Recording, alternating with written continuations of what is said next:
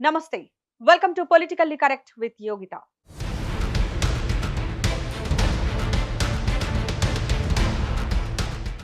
కాళేశ్వరం తెలంగాణ వరప్రదాయిని. కాళేశ్వరం అపర భగీరథుడి చేతిలో అపురూపంగా తీర్చిదిద్దబడిన ప్రాజెక్ట్. కాళేశ్వరం జలారోహణ అద్భుత ఆవిష్కరణ.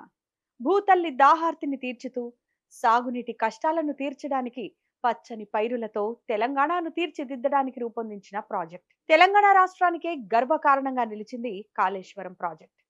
ప్రపంచంలోనే అతిపెద్ద మల్టీ స్టేజ్ ఎత్తిపోతల పథకం ఇది. గోదావరి పరవళ్లకు కొత్త నడకలు నేర్పుతూ రైతుల్లో కొంగొత్త ఆశలు రేకెత్తిస్తూ ప్రాజెక్ట్ శరవేగంగా పూర్తి చేశారు నాటి ముఖ్యమంత్రి బీఆర్ఎస్ అధినేత కేసీఆర్. తెలంగాణను 1,00,00,000 ఎకరాల మాగాణిగా తీర్చిదిద్దడమే లక్ష్యంగా 2016 మే 2న నాటి సీఎం కేసీఆర్ కాళేశ్వరం ప్రాజెక్టుకు భూమి పూజ నిర్వహించారు. 2019 జూన్ 21న కాళేశ్వరం ప్రాజెక్టును తెలంగాణ జాతికి అంకితం చేశారు. అప్పటి నుంచి రైతులకు సాగునీటి కష్టాలు లేకుండా మండు వేసవిలోనూ మత్తళ్లు దుంకేలా అన్నదాతల దశాబ్దాల కన్నీళ్లను తుడుస్తూ వరప్రదాయినిగా మారింది కాళేశ్వరం. అయితే ఎప్పుడైతే రాష్ట్రంలో కాంగ్రెస్ సర్కార్ వచ్చిందో అప్పటి నుంచి ప్రాజెక్టును పక్కన పెట్టేసింది. మేడిగడ్డ వద్ద మరమ్మతులు జరగకుండా రకరకాల కారణాలు చెబుతూ టైంపాస్ చేస్తోంది. దీనిపైనే ఇప్పుడు ఎన్డీఎస్ఏ తీవ్ర ఆగ్రహం వ్యక్తం చేసినట్టు తెలుస్తోంది. కాళేశ్వరం ప్రాజెక్టులో భాగమైన మేడిగడ్డ బరాజ్ మరమ్మతులకు సంబంధించిన ప్రక్రియ ఆలస్యంగా కొనసాగడంపై national dam safety authority chairman Anil Jain తీవ్ర అసహనం వ్యక్తం చేశారు. పనుల జాప్యానికి కారణమేంటని ప్రాజెక్ట్ అధికారులను నిలదీసినట్లు సమాచారం. రిపోర్టు వచ్చి ఏడాది గడిచినా టెస్టులు ఎందుకు పూర్తి చేయలేదని అధికారులను ప్రశ్నించారంట NDSA chairman Anil Jain. South regional states conference లో పాల్గొనేందుకు హైదరాబాద్ కు వచ్చిన ఎన్డీఎస్ఏ చైర్మన్ ఆ తర్వాత రాష్ట్ర ఇరిగేషన్ అధికారులతో ప్రత్యేకంగా భేటీ అయ్యారు. ఈ సందర్భంగా మేడిగడ్డతో పాటు అన్నారం, సుందిళ్ల బ్యారేజీల పునరుద్ధరణ పనులపై ఆయన సమీక్షించినట్టు తెలుస్తోంది. ఆయా బరాజులకు సంబంధించి ఎన్డీఎస్ఏ టీం తన నివేదికను గత ఏప్రిల్లోనే అందజేసింది.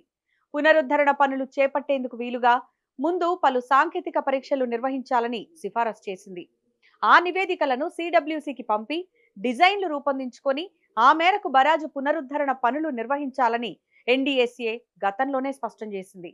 అయినా పనులు జరగకపోవడంపై అధికారులపై ఎన్డీఎస్ఏ చైర్మన్ తీవ్ర ఆగ్రహం వ్యక్తం చేసినట్టు సమాచారం. వర్షాకాలానికి ఇంకా ఎన్నో రోజులు లేదని, ఈలోగా టెస్టులు పూర్తవుతాయా అని కూడా నిలదీశారంట అనిల్ జైన్. అంతేకాకుండా చేయాల్సిన స్టడీస్ ఎంతవరకు వచ్చాయి, డిజైన్స్ ఎవరితో చేయిస్తున్నారు అంటూ ప్రశ్నల వర్షం కురిపించారంట. వీలైనంత త్వరగా టెస్టులను పూర్తి చేసి డిజైన్లను రెడీ చేయాలని కూడా అధికారులను ఆదేశించినట్లు సమాచారం. నిజానికి నీళ్లు, నిధులు, నియామకాలు ప్రాతిపదికన తెలంగాణ సాధించిన కేసీఆర్ యుద్ధ ప్రాతిపదికన కాళేశ్వరం పూర్తి చేసి రికార్డు సృష్టించారు. కాళేశ్వరం వద్ద ప్రతి నీటి బొట్టును ఒడిసి పడుతూ ఎగువకు పంపింగ్ చేస్తూ లక్ష్మీ బరాజ్ నుంచి శ్రీరామ్ సాగర్ ప్రాజెక్టు వరకు నీటిని తరలించడంతో బీడు భూములు సస్యశ్యామలంగా మారాయి. కాళేశ్వరంతో యావత్ తెలంగాణ తాగు, సాగునీటికి ఢోకా ఉండని స్థితికి చేరుకుంది. ఒకవేళ కేసీఆర్ కాళేశ్వరం ప్రాజెక్టు చేపట్టకపోయి ఉంటే గోదావరి దిగువ నుంచి వందల టీఎంసీలు సముద్రం పాలయ్యేవి.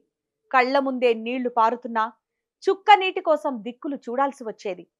సాగుకే కాదు, తాగుకు అల్లాడాల్సి వచ్చేది. నిత్యం మొగులకు ముఖం తిప్పి దీనంగా కాలం వెళ్లదీయాల్సి వచ్చేది. సాగు భూములు బీడు భూములుగా మారేవి. ఎగువన గోదావరి ఎప్పుడొస్తుందా, ఎస్ఆర్ఎస్పీ నుంచి నీటిని ఎప్పుడు విడుదల చేస్తారా అని ఎదురు చూడాల్సి వచ్చేది. ఒక్క కాళేశ్వరంతో అలాంటి కష్టాలను కేసీఆర్ తీరిస్తే దాన్ని రిపేర్ చేయకుండా మళ్లీ అన్నదాతలను కష్టాల వైపు నెట్టేస్తోంది కాంగ్రెస్ సర్కార్. ఇప్పటికే 2 ఏళ్లుగా సాగునీరు లేక వారంతా అష్టకష్టాలు పడుతున్నారు. ఎన్నోసార్లు నిరసనను వ్యక్తం చేయాల్సిన దుస్థితి కూడా వచ్చింది. సమ్మర్లో అయితే ఈ సమస్య మరింత పీక్స్ కి చేరుతుంది. ఈ కష్టాలు తీరాలన్నా, అన్నదాతలు గట్టెక్కాలన్నా కాళేశ్వరంతోనే సాధ్యం. దానికి త్వరగా టెస్టులు చేసి వీలైనంత త్వరగా రిపేర్లు చేపట్టడమే ఏకైక పరిష్కారం. రేవంత్ సర్కార్ ఇప్పటికైనా దీనిపై దృష్టి పెట్టి పనులు త్వరగా పూర్తి చేయాలని కోరుతున్నారు రైతన్నలు.